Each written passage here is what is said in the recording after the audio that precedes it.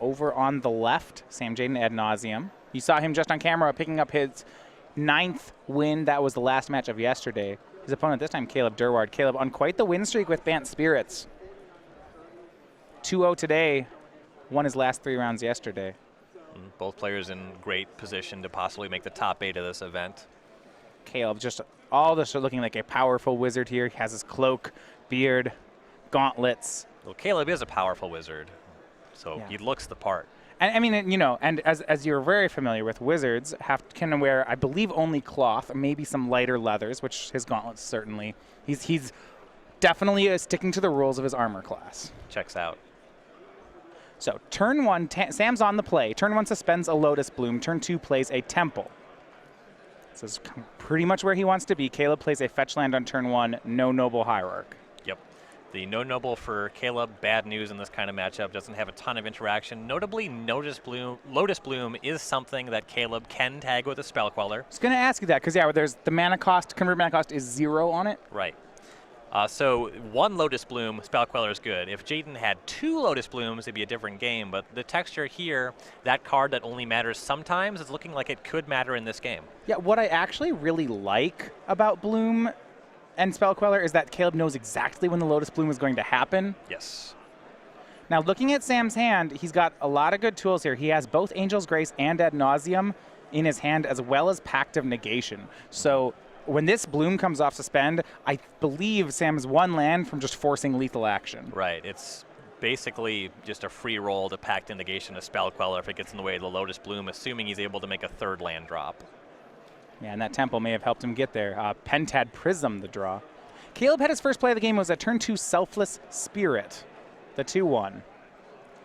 Sam's turn 3 will be Pentad Prism, 2 charge counters, no land. It looks like he's setting up for a turn 4 kill.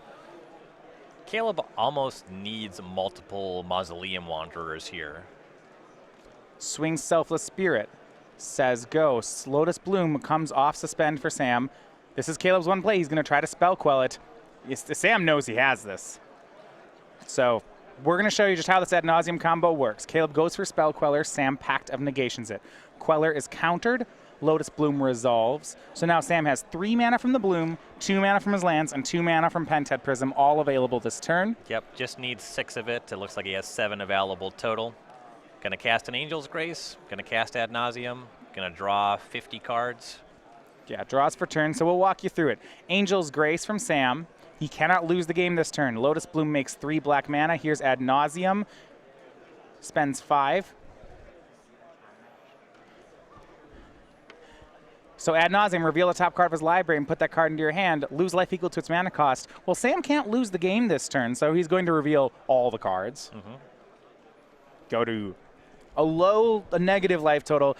Caleb's scooping because he knows how this works. So I think he wants to know what the kill is. But what Sam does is he puts the entire deck into his hand.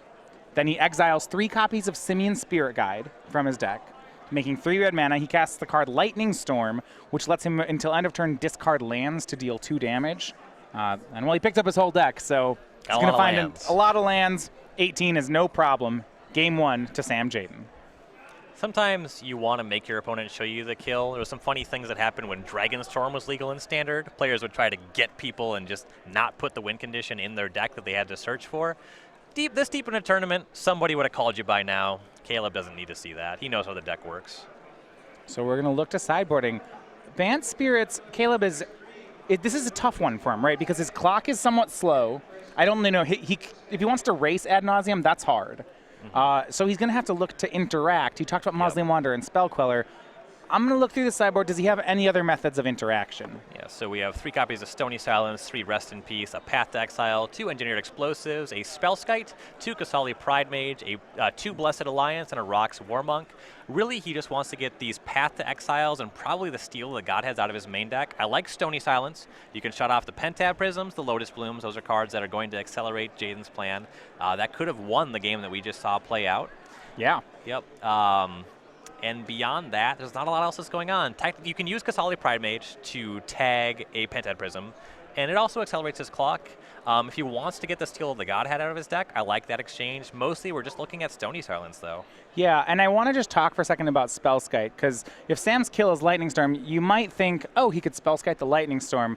Now, there's a couple problems with this. Mainly, when Sam draws his whole deck, he has a 1 of Slaughter Pact. He will then draw. He could kill the Skite first. He also has a 1 of Laboratory Maniac as a second way to win the game. Right, but there's a lot of cards that seem like they could work on the stack after Ad Nauseam resolves. None of them actually work the way the deck is configured. Right, the problem is Sam draws his whole deck, so as long as there's a 1 of answer to whatever Caleb's card is, that doesn't work once the Ad Nauseam's happened. Exactly.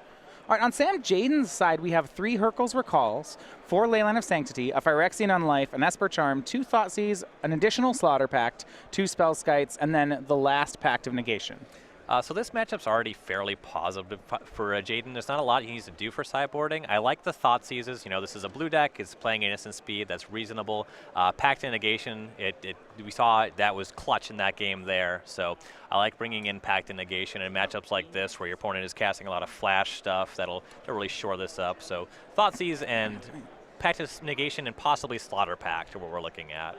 Players going to get ready for Game 2. Now, it's game night somewhere over at StarCityGames.com. Of course, Game Night is a promotion where you win exclusive pins and tokens here from Star City just for playing the tournaments at your local stores. So we get exclusive ones every month. This month, we have been giving away the Hedgehog token. This is the one you see both on our jackets and on the screen here. You can win a pin and token just by playing in whatever format event at a store near you. So next month, we will be giving away the Mole Warden. This is a 2/1 Mole Cleric token. See, I like this one because it's a Heliod token. As you know, those enchantment tokens were sparkly, and so Mole Warden has fireflies in the picture. Yep, natural sparkles. All right, and if you get signed up right now, if your store wants to sign up for it, we can get you signed up in time for the December promo, and that is the Fintuition token. This is, of course, the parody on the card from Tempest, Intuition, and it's also a 6/6 whale. If they were to print Intuition in a standard legal format, it would probably be a 6/6. Yeah, they tack it onto some sort of large sea creature. With flash. Huge fan of these. Find a game night near you or sign up at starcitygames.com/game night. We are underway. Game 2, Caleb on the play, starts on Breeding Pool. For the second game in a row, he does not have a turn 1 Noble Hierarch. Post sideboard, that matters a little bit less. We'll see if he has a turn 2 Stony Silence. Sam, though, he's got a turn 1 Lotus Bloom. Plays his Temple as well.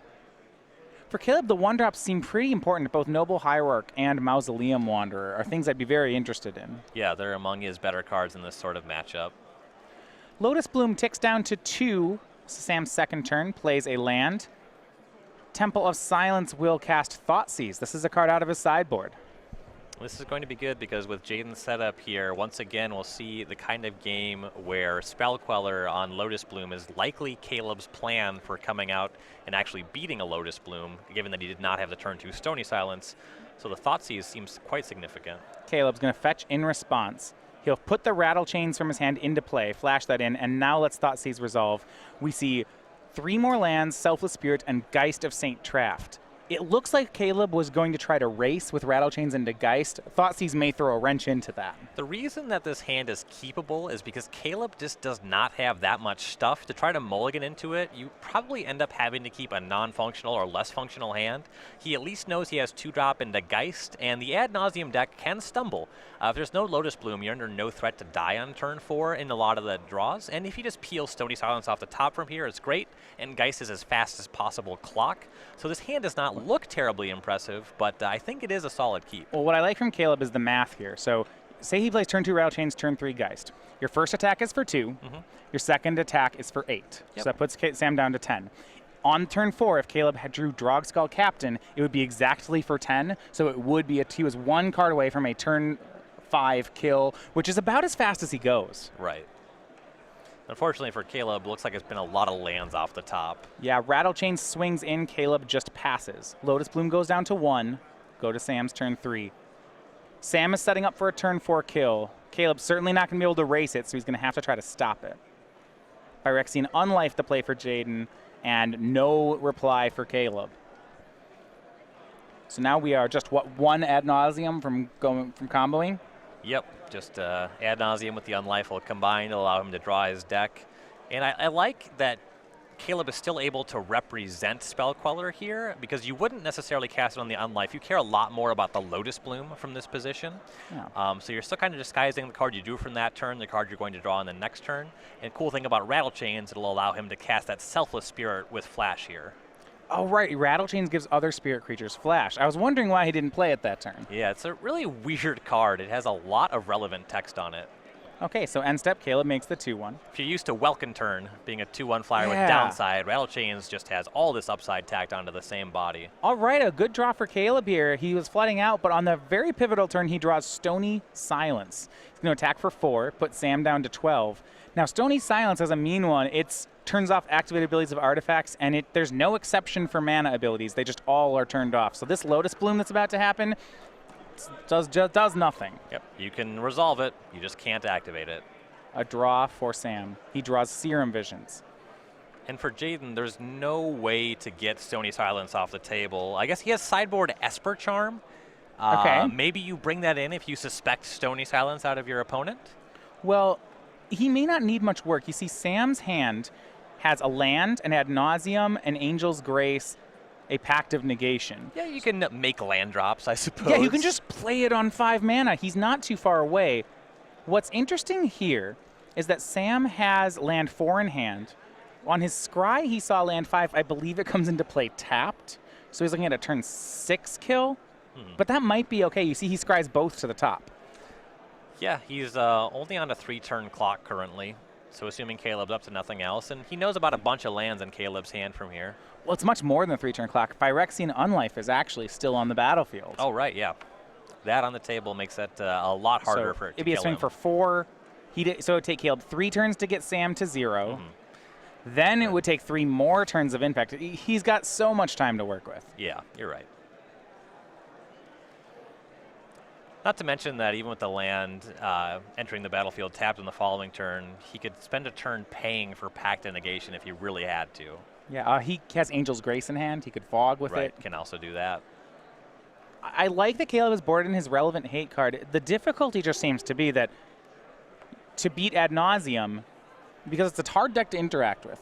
That's one of the strengths. It's not particularly fast, so a lot of aggro decks can race it. We saw yesterday Michael Janney with Zoo just racing the Ad Nauseam player. Caleb is his deck is so much worse at doing that. Well, he was set up to race it. If you don't Thoughtseize the Geist of Saint draft, this is a very different game, having the top deck Stony Silence to slow him down.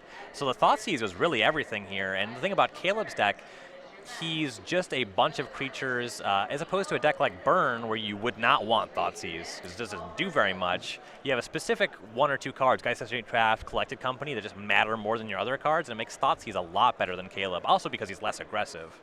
So Caleb attacked Sam down to 8, then goes and gets a land. Sam's turn 5 play was just that Darkslick Shores, the land he'd scried to the top. It came into play tapped, sure. Sam just played it and said go. Yep, that's fine.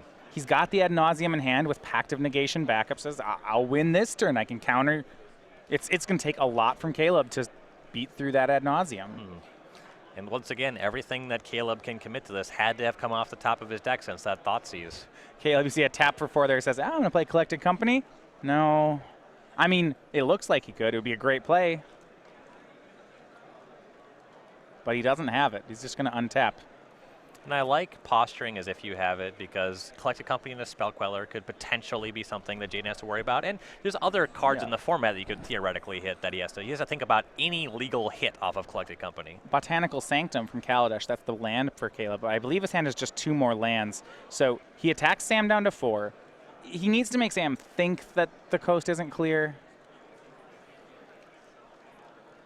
And from Sam's side, the longer you wait, the more likely Caleb is to have multiple points of interaction. Right now, the Pact of Negation has one thing covered. You just have to go for it. Yeah, if Sam had something like a Spoils of the Vault or another Serum Visions, he might try to set up and get a second Pact of Negation just to be extra sure. You see right now he's going to cast Angel's Grace, exile Simian Spirit Guide, cast Ad Nauseam. So he can't lose this turn. Also, he's got double protection with Phyrexian Unlife. It looks like he was doing this. I mentioned it so that in case Caleb had somebody to remove Unlife in response. So Angel's Grace says he can't. Oh, he says he can't go below 1. That's really smart. So Sam will only go down to 1 here as he flips his deck. It means that had he not played Angel's Grace, he'd go to a negative life total and immediately be taking infect damage. Sure. You see ad nauseum right now. This is what happened last game. Basically, because he can't go below 1 life this turn, or he can't lose the game this turn, he can just put all the cards in his deck into his hand. I believe it could have just been back up against something like Collected Company, Spell Pierce, playing around Caleb having 2 potential things, like Collected Company into, I don't know, Harmonic Sliver, and then Spell Pierce back up, something like that. Because ad nauseum's not damaged, Sam actually still goes to a negative life total here. Angel's Grace says damage cannot put you to less than 1, and you can't lose. Yeah. Well, given the mana available and the fact that he doesn't need to do anything with any of it, casting the Angel's Grace was kind of a free roll, and it just covers more theoretical bases. All right, so Sam, as we've seen there, 1 by 1 has put his whole deck into his hand. That giant pile, which he's now scooping up, is his hand. See, when that giant pile of the table is your graveyard, is kind of cool with Dredge. When I it's like your when it's my hand. Oh yeah, that's where I want to be. It's how you win. 1 Spirit Guide was exiled, and he has no mana floating. It means to cast that Lightning Storm, he actually needs all 3 Spirit Guides and the Lightning Storm. And, you know, in the post-sideboard game, it makes some sense for Caleb to make Jadin show him, obviously because this is the match, and because, you know, maybe he got fancy and boarded out a Simian Spirit Guide. He's first going to Thoughtseize off City of Brass before going for it. Sure. Yeah, I mean, if the 3 Pact of Negations in his hand didn't already win it, this one certainly does. I also like doing this when you have the win rolled up and your opponent should know that you do. Just commit as many actions as possible. You know, it's on them to concede if they know that they're dead. Yep, now he's showing, you have no cards in hand. Here's my stack of lands. Here are my 3 Spirit Guides, and here's my Lightning Storm. Just got to go find them all. Hold on. It's 1 red, 2 red. 1 more Spirit Guide if you can show it. I think he flicked past it in his deck already and has to backtrack and actually find it. Just looking, wait, make sure it's there. There it is. 3rd red, Lightning Storm, and a stack of lands. Game and match for Sam Jadin. He's going to move on to 11-1. So basically, Jadin sees 2 lands face up, just needs to keep enough back, kill Caleb, and enough to redirect. Don't just go nuts and put all your lands on the table. Right. There is this clause, and you see Caleb just making sure that Sam checks all the boxes. How Lightning Storm works is each player may discard a land to make the storm bigger and redirect it. So yeah, Sam does exactly enough to kill Caleb. Caleb had 2 lands, so if Sam had done something foolish like, say, pitch all my lands, then Sam would have lost. You don't get to 10-1 by not knowing how your deck works, though. Right. It's a funny thing that happens when R&D designs a card. Lightning Storm is about having a fun sub-game in the game of Magic and Cold Snap Limited, maybe even in that standard format. But when it comes to its play in Modern, it's just a sure thing basically every time that you cast it in this deck. So kind of against the spirit of design, but really cool implementation when this ad nauseum deck started rolling around. And of course, the Laboratory Maniac, also the